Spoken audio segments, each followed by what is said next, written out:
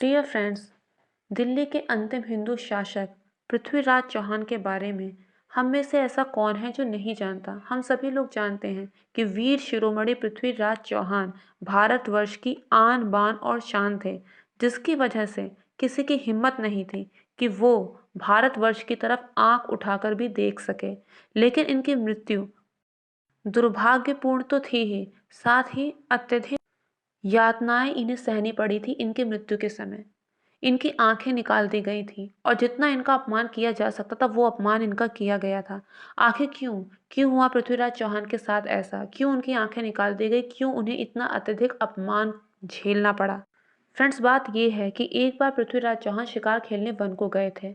वहां उन्हें ये सूचना मिली कि गुफा के अंदर सिंह है, शेर है। वो उसका शिकार करना चाहते थे।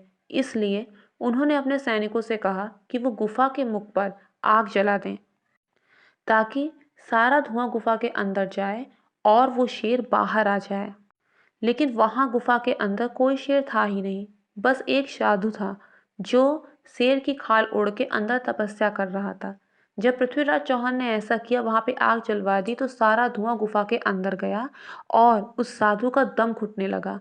उसकी आंखों से दिखना बंद हो गया और वो क्रोध से भरा हुआ चिल्लाता हुआ गुफा से बाहर निकला।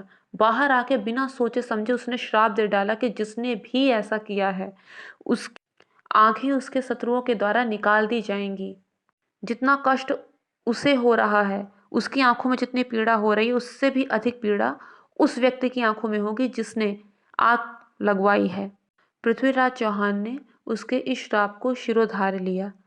लेकिन जब उस साधु को पता चला तो उसे बहुत पश्चाताप हुआ। लेकिन अब तो उसके मुख से वाणी निकल चुकी थी, तो इसलिए उसने पृथ्वीराज चौहान को एक वरदान भी दिया कि अंत में तुम्हारा शत्रु तुम्हारे ही हाथों मारा जाएगा, तुम्हारे युद्ध में विजय होगी और तुम्हारा नाम सदियों तक लिया जाएगा। जब तक सूर्य और चंद्रमा रहेंगे तब तक तुम्हारी विजय गाथा लोगों की जुबान पर रहेगी। पृथ्वीराज चौहान ने उसे प्रणाम किया और वो वापस अपने नगर को आ गए। तभी मोहम्मद गौरी, जो पृथ्वीराज चौहान को अपने रास्ते का सबसे बड़ा कांटा समझता था, क्योंकि पृथ्वीराज चौहान के रहते उसकी हिम्मत नहीं थी कि वो भारतवर्ष को लूट सके। वो चाहता था कि वो भारतवर्ष को लूट ले जाए और अपने शहर गजनी को सबसे अमीर बना दे।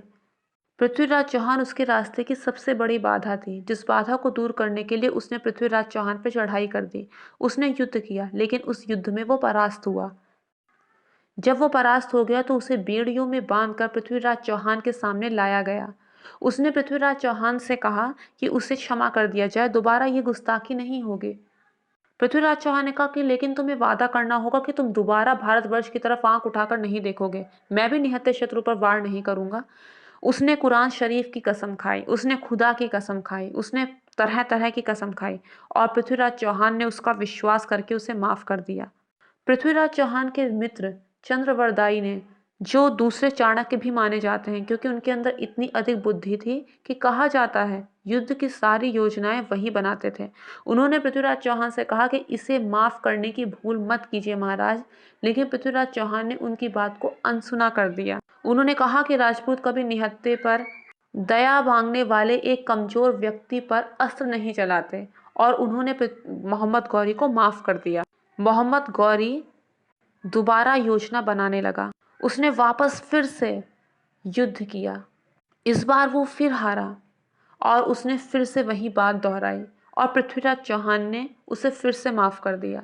ये सिलसिला कोई 3-4 बार या 10-12 बार नहीं चला, बल्कि 16 बार चला और बार बार मोहम्मद गौरी की शिकस्त हुई और पृथ्वीराज चौहान बार बार उन्हें माफ करते गए। लेकिन 17वीं बार जयचंद्र, जो पृथ्वीराज चौहान को अपना सबसे बड़ा शत्रु समझता था, जो दिल्ली का राज्य चाहता था, जिसकी पुत्री संयोगिता से पृथ्वीराज चौहान ने उसकी इच्छा के विपरीत विवाह किया था, वो पृथ्वीराज चौहान से बदला लेने के उद्देश्य से मोहम्मद गौरी से जा मिला। उसने कहा कि पृथ्वीराज चौहान के अंदर बल तो है लेकिन उतनी बुद्धि नहीं।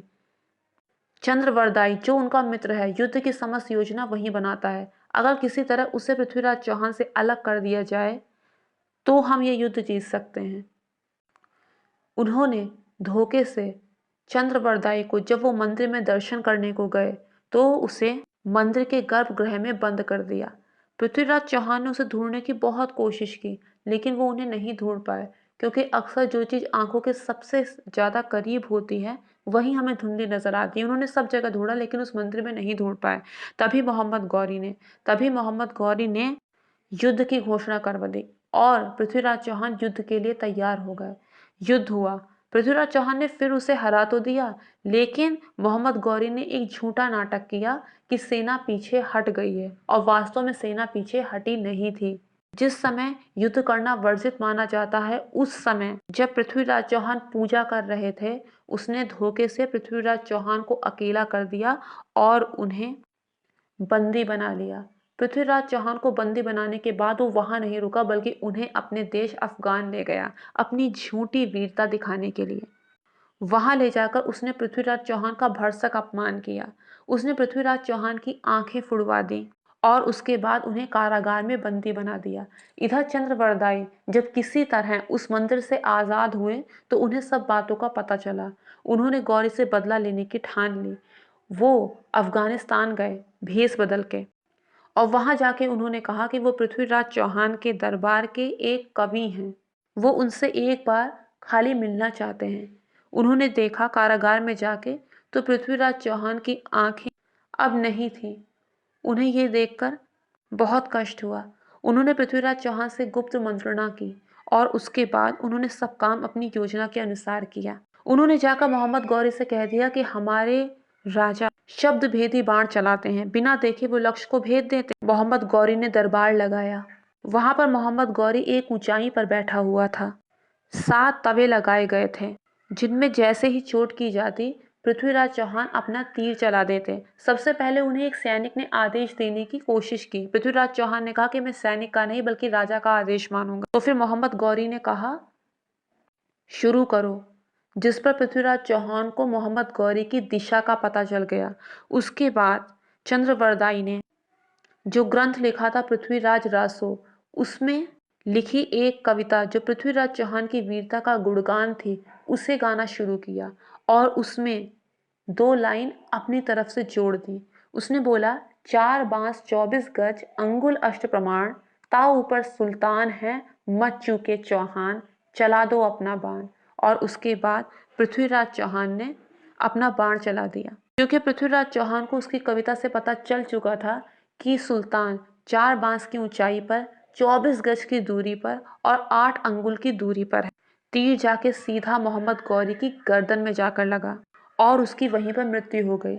इससे पहले कि मुगल सैनिक उन तक पहुंचते और उनको मार देते, उन एक दूसरे को कटार मार दी और चंद्रवरदाई और पृथ्वीराज चौहान की एक दूसरे को कटार मार के उसी समय मृत्यु हो गई। उसके बाद वहां के लोगों ने उन्हें दफना दिया। आज भी अफगानिस्तान में वो स्थान मौजूद है जहां पर मोहम्मद गौरी की विशाल मज़ार बनाई गई है, एक भव्य मज़ार बनाई गई है, लेकिन उसके दरवाजे पर पृथ्वीराज चौहान की कब्र है जहाँ पे लोग जूते चप्पल उतारते हैं। और वहाँ अंदर जाने का नियम ये है कि वहाँ जाने वाला इंसान सबसे पहले अपनी ही चप्पल से या फिर वहाँ रखी हुई चप्पल से पृथ्वीराज चौहान की कब्र पर मारे, उसके बाद वो अंदर जाए। जिसका गुणगान करना चाहिए, जिसकी वीरता का बखान करना चाहिए, आज उसकी कब्र की ऐसी हालत है। हमारे पास उसकी स्मृति भी नहीं मौजूद है। लेकिन एक बार शेर सिंह राणा जो तिहाड़ जेल में बंद था, उसने हिम्मत दिखाई। उसने तिहाड़ जेल, जो एशिया की सबसे मजबूत जेल है, वहां से भागकर अफगानिस्तान पहुंचकर मुसलमान का भेष बनाकर, वहां पे उसने पाकिस्तानी का भेष बनाया और वहां जाकर उसने ये पता किया कि पृथ्वीराज चौहान की कब्र कहाँ है। और वहां जाकर उसने उनकी कब्र खोद के कुछ मिट्टी निकाल ली और उस मिट्टी को अपने देश ले आया। कई बार भारत सरकार द्वारा ये याचिका की गई है कि पृथ्वीराज चौहान की कब्र को हिंदुस्तान लाने दिया जाए, लेकिन वो याचिका हर बार खारिज कर दी गई है। आज उनकी स्मृति के रूप में हमारे पास कुछ मिट्टी ही मौजूद है। पृथ्वीराज चौहान की वीरता को हम शत शत नमन करते हैं। फ्रेंड्स, अगर आपको मेरा वीडियो ज़रा सा भी अच्छा लगा हो तो मेक श्योर मेरे चैनल को सब्सक्राइब कीजिए, मेरे वीडियो को लाइक कीजिए। फ्रेंड्स, प्लीज़ मेरे वीडियो को शेयर कीजिए। Thank you friends, thank you so much.